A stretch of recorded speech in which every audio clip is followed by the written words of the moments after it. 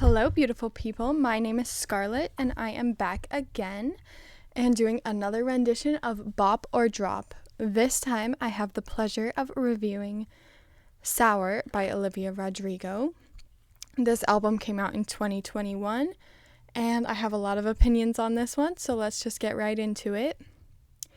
So I'm going to go ahead and review the songs from my least favorite to favorite on the album and give a little reason why I feel that way about these songs. Starting with my least favorite, which is going to be Good For You. Now, the reason that I don't like Good For You compared to the other songs is that it just has such negative vibes, and the beats are alright, but it just, they're actually pretty good.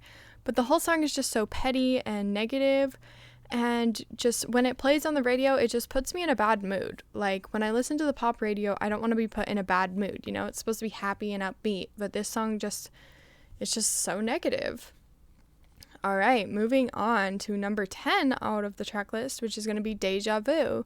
This is another one of her singles, and I just don't like it.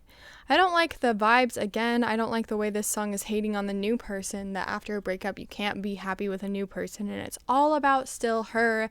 It just gives very selfish vibes, and,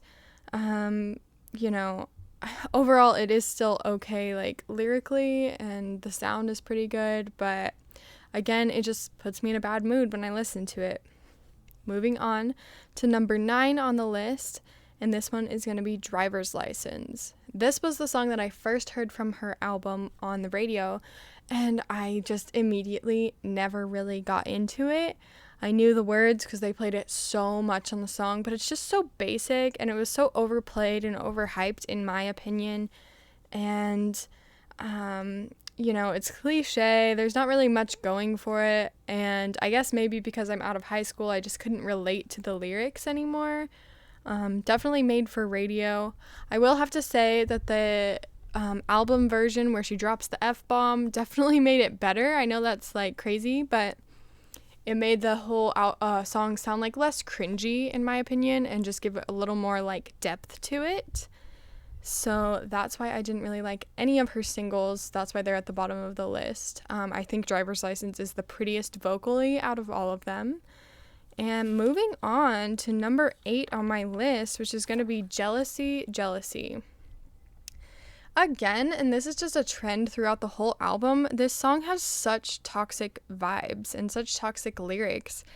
When I sing this song, because I did listen to this album overall a lot, even though it's not necessarily my favorite thing, it just makes me feel negative, because it's like, I don't want to be singing a song about, how I'm not as good as other people and all these, negative things, and saying, I'm not as good as other people, I'm not, anything.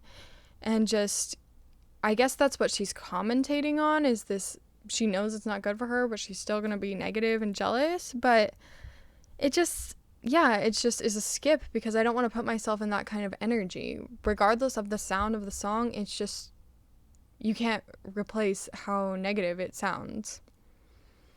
Moving on to number 7, I rank Hope You're Okay, which is the last song on the album, at number 7, and this is because the song is just kind of boring. I don't really find that it has much depth. It really doesn't fit in with the rest of the vibe of what she's talking about in the rest of the songs. It's just kind of thrown in there like, yeah, after I gave you all this toxic stuff, hope you're okay. Hope my fans are okay, that kind of stuff. I would say this one is the most positive lyrically on the album, but it just is unrelated. It's not really anything important. It's just a skip for me. Number 6 is going to go to Favorite Crime. And the reason that I rank it low, even though I like the song, is because this song freaks me out. It makes me wonder, what is she singing about? What happened to her? I'm sorry, my mind only goes to one place, and it makes me think that somebody did something to her. And I guess I could be wrong, but I think that's kind of what she's hinting at with this song, is I hope I was your favorite crime. At the time this album came out, I believe she was still a minor, which just leads me to think only that. I suppose it could be about something else. I think outside of that, the lyrics are pretty creative, talking about being the alibi and all of that stuff. So I did kind of enjoy this song, but it still it just freaks me out and makes me kind of scared listening to this song and promoting that kind of energy. Moving on to number 5, which is going to go to Brutal.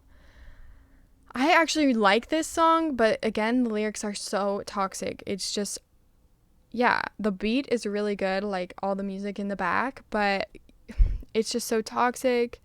And I enjoy the sound of it, but again, with the lyrics, it's just too negative, and it just, it makes me feel bad. It doesn't make me want to go listen to it again because it puts me in such like a negative mood, and that's how I feel about that song.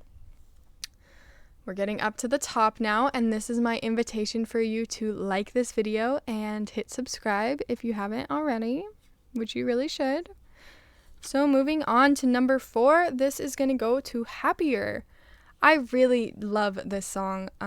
This song, it gives off such an authentic energy. She's so sad. This song seems more about healing from what she's going through, but she's still holding on to that past, and it's coming on a little petty again.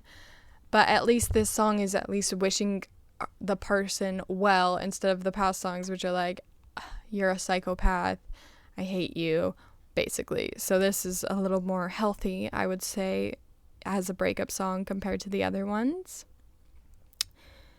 And moving on to number 3, I give that place to Enough for You. I think this song is so pretty. The guitar sounds so beautiful on this song, and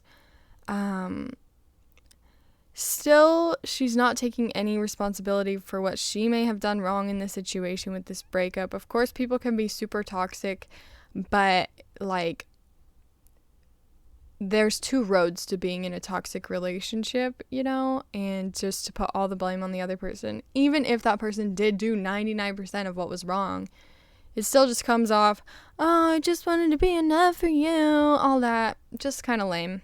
So that's why, I like the song, but again, just it holds me back with what she's actually talking about. But the song itself was so beautiful.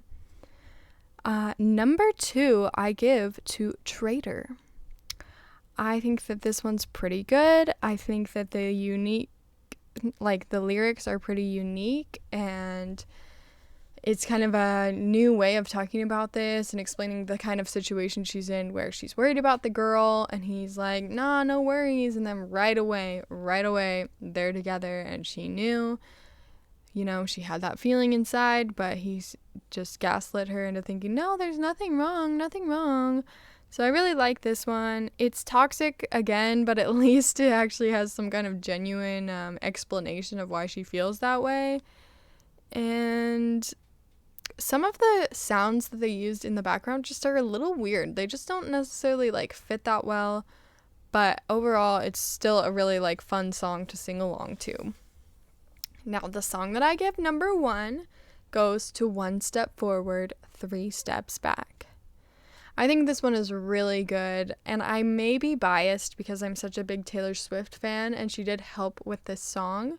I don't know to what degree, but the melody is basically almost the same as Taylor Swift's song New Year's Day, and I just really think the lyrics on this one are super accurate in explaining what it's like being in any kind of toxic relationship, and I found this one to be really somber and not too aggressive. That was the problem that I had with some of these other breakup songs, is that they were so aggressive, and it's not really good to be in that kind of mental space. But this one was just kind of saying, why aren't we moving forward? I'm putting my best here, and it's just not working out. So that one was definitely my favorite. Whenever I listen to any songs from this album, it's usually one step forward, 3 steps back. So yeah, overall, I'm going to give it the ranking of a drop. And the reason why isn't because the music isn't beautiful. I think it's really well mastered and put together. Of course, it's from a Disney star. Of course, it's going to sound so good and crisp, and the lyrics and the music are really great. But it's just so negative. And I just think of the people that are listening to these songs every night, and how it puts you in such a negative headspace, thinking I'm not good enough, thinking, oh, I hate this person. And so overall, it's just I can't pick it up again. When I listen to it, I've tried to listen to it again. I had a small phase where I did listen to this album a lot, and it just is so negative. I really can't get into it because of the energy that it leaves there. And yeah, that's basically it. Let me know what you thought of Sour by Olivia Rodrigo. Did you love it? Did you hate it? And definitely please comment your opinions down below and any suggestions you have of what albums I should review next. I wish you a blessed day, a blessed life, and I'm sending you all good love. All right, goodbye.